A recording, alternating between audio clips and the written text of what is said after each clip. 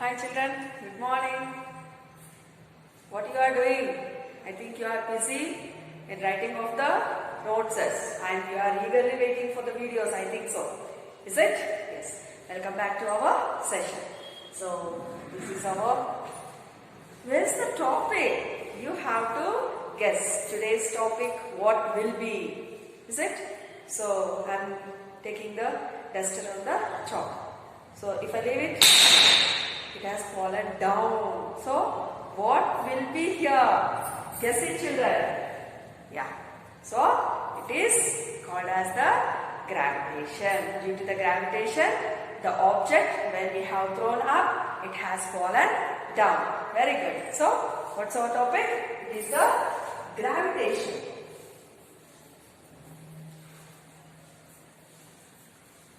Our topic is gravitation.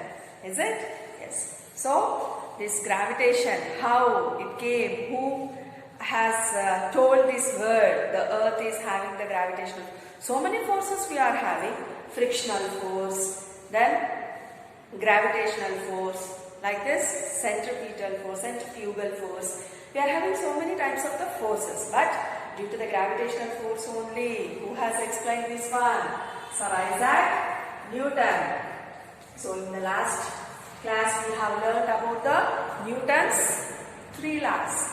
First law, it is explained by, it is called also inertia. The second law, force is equal to mass into acceleration. Then the third law, action and reaction between the two bodies. Is it? Yes. So the gravitational force also, when the Newton is sleeping under the tree, a fruit it has fallen on his nose, so he got a thought, why the fruit it has fallen down, why can't it go up or why can't it go towards to the sides, why it has fallen on me. So these are all conclusions. He has concluded that earth is also having the gravitational force. Is it? Yes. Then the moon is rotating, children, rotating in its own orbit, and also the remaining planets also will be rotating. Why it is rotating in its orbit only? Why can't it is rotating in its straight path? Have you thought, have you got this doubt like this? Why it should be rotating like that?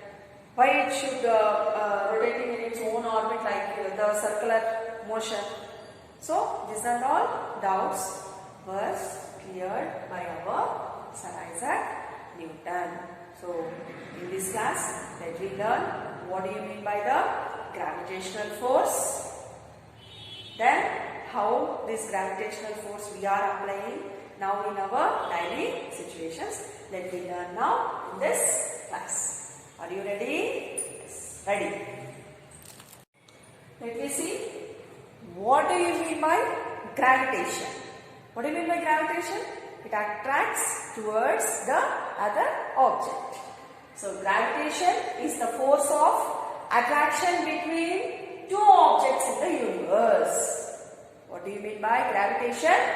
Gravitation is the force of attraction between two objects in the universe.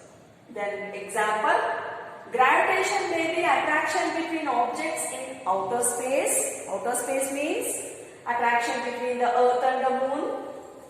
Earth and the moon. Attraction between the sun and the planets. So, attraction between the earth and the moon. Attraction between the sun and the planets. If a body is dropped from a certain height, so if you throw or if I am going to leave this chalk from a particular height, it falls downwards due to the earth's gravity. So where it will go? If I throw from here also, once again it is going to come and fall down, or from a particular height if you drop an object also, it comes and fall on the earth because of due to the earth's gravity. Okay? Next, what do you mean by centripetal force? What is this centripetal force? I will tell you one activity, children.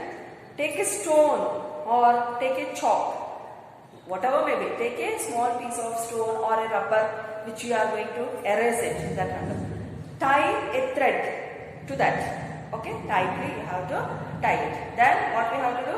Slowly keep your hand up and try to rotate it. Yes, make it fast. The rotation should be very fast. Then what we can observe there? So, the object which it is rotating will be very fast. Then, where is the center here? Our finger, where you are catching. First, if you rotate, the hand movement also will be. After, when it is becoming the force, what we have applied that force, when it is rotating, our hand movement will become as slow. But the force which we have applied to the thread will be going on. This type of force is nothing but the centripetal force. Or take a bucket, fill the water. Then take that bucket and rotate it very fast. First one rotation should be very slow, and reminding that rotation, if you are rotating very fast, you have to observe that in the bucket a small drop of water also will not be fallen down. So due to which force means it is the centripetal force. So what do you mean by the centripetal force? When a body moves in a circular path, when it is moving in the circular path, it changes its direction of every point. So, what is that? When a body moves in a circular path, it changes its direction of every point. The force which keeps the body in the circular path acts towards the center of the circle. Just now I told, when we are starting, our hand totally will be rotated. When it has in the moving position, only the center which we are going to use, only that point, the center of that point will be moving. This force is nothing but the centripetal force. When a body moves in a circular path, it changes its direction of every point. The force which keeps the body in the circular path acts towards the center of the circle. This force is called as the centripetal force. If there is no centripetal force, what will happen? If there is no centripetal force, the body will move in a straight line tangent to the circular path. So, it will be moving. Tangent to the circular path means if you take a circle, this is called center of the circle, then it will be moving towards the straight. So, where the line it is touching towards the circle, that line itself we call it as the tangential line. So, the object, if there is no centripetal force, the body will move in a straight line tangent to the circular path. This is called about the centripetal force.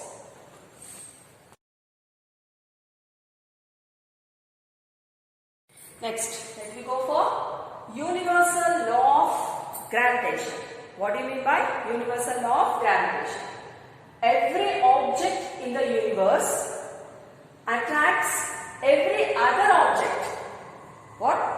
Every object in the universe attracts every other object with a force. So, for this attraction, there should be a force which is proportional to the product of their masses. What is that? Which is proportional to the, here proportional means directly proportional to the product of their masses and inversely proportional to the square of the distance between them. This is called as universal law of gravitation.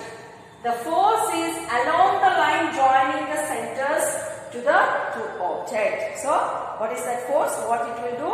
It is going to join the centers of two objects. Once again, children, universal law of gravitation. Every object in the universe attracts every other object with a force. That attraction between those two objects will be somewhat of the force. That force is directly proportional to the product of their masses. That force, if you take one object is M1 and another object is M2. These two objects, it should be having the attraction between means some of the force should be, that force is directly proportional to the product of their masses. Product means we have taken M1, we have taken M2. M1 into M2, product of their masses. How? Proportional, directly proportional to the product of their masses and inversely proportional to the square of the distance. From there to here, how much distance is there? From here to there also, it will be the same distance. This distance is inversely proportional to the square of the distance between them. Is known as universal law of gravitation. It is very, very important point, children. Not only for your 9th standard, to our life only. What it is going, what is the gravitation, how it is happening, what are the objects, how this it is coming. Up to our end of our life also it is very important. Is it? Yes. So this is called as the universal law of gravitation. So for this the derivation is there, the formula is there, and also some of the constant values are there. Let me continue in the next class. And this and all, you know that you have to copy down in your writing notes or the homework notebook. Okay? Thank you.